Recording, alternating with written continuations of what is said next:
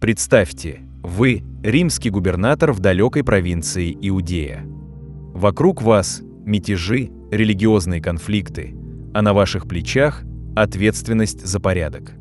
И вот однажды к вам приводят человека, обвиняемого в том, что он называет себя царем. Вы понимаете, что ваш выбор изменит историю. Это история Понтия Пилата, человека, чье имя навсегда связано с одним из самых важных событий в истории человечества. Но что мы знаем о нем самом? Как он оказался в Иудее? И почему его правление стало таким противоречивым? Давайте разберемся. Понтий Пилат – фигура противоречивая и загадочная.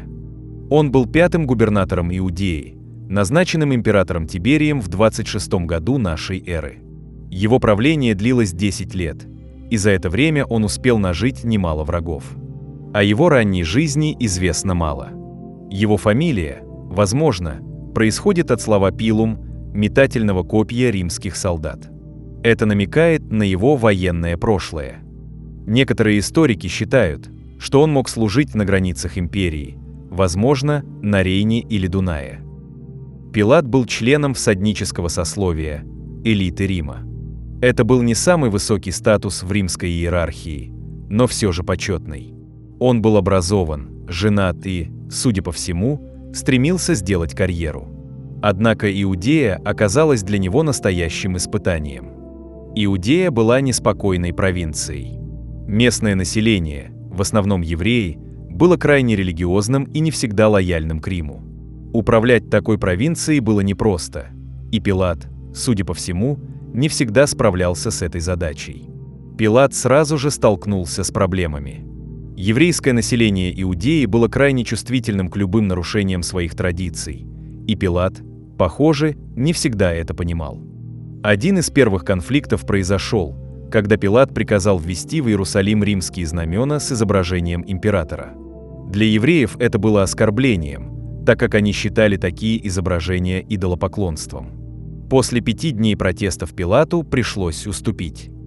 Затем он установил золотые щиты с именами себя и Тиберия в казармах Иерусалима. Это снова вызвало протесты, и в итоге щиты пришлось перенести в Кесарию. Но самый крупный скандал произошел, когда Пилат использовал деньги из храма казны для строительства акведука. Евреи сочли это святотатством, и начался мятеж. Пилат подавил его силой, что только усилило ненависть к нему. Эти конфликты показывают, что Пилат, возможно, не до конца понимал местные обычаи или просто не хотел с ними считаться. Его действия часто вызывали возмущение, и это создавало напряженность в регионе. Но самое известное событие в жизни Пилата – это суд над Иисусом. В 33 году нашей эры еврейские лидеры привели к нему человека, обвиняемого в подрывной деятельности. Иисуса обвиняли в подрывной деятельности, в призывах не платить налоги, в утверждении, что он царь, что было прямым вызовом власти Цезаря. Во время суда над Иисусом Пилат исполнил свою роль губернатора с величайшим напряжением. Евангелия описывают Пилата как человека, который понимал, что Иисус невиновен. Он несколько раз пытался освободить его, но под давлением толпы и религиозных лидеров уступил.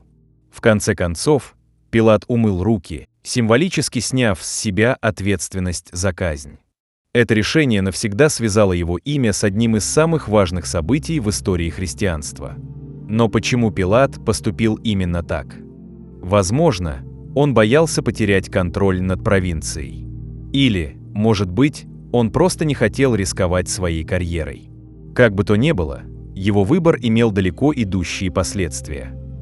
Правление Пилата закончилось в 36 году нашей эры после инцидента с самарянами. Он устроил массовое убийство у горы Геризим, что вызвало возмущение. Его отстранили от должности и отправили в Рим для отчета. Что случилось с ним дальше? Загадка. Некоторые историки считают, что он просто ушел в отставку. Другие, как Евсевий, утверждают, что он покончил с собой во время правления императора Калигулы. Так или иначе, Понтий Пилат остался в истории как человек, чье решение изменило мир. Его правление было омрачено конфликтами и напряжением, а его имя навсегда связано с судом над Иисусом. История Понтия Пилата – Это история власти, конфликтов и трудных решений. Он был человеком, который оказался в центре событий, изменивших ход истории. Но что мы можем узнать из его истории? Возможно, она напоминает нам о том, как важно понимать культуру и традиции тех, кем ты управляешь.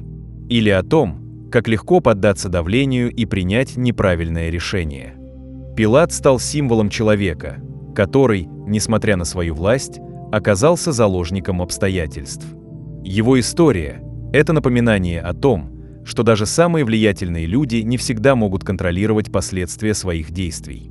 А как вы думаете, мог ли Пилат поступить иначе? Что бы вы сделали на его месте? Делитесь своими мыслями в комментариях. Если вам понравилось это видео, ставьте лайк, подписывайтесь на канал и до встречи в новых историях.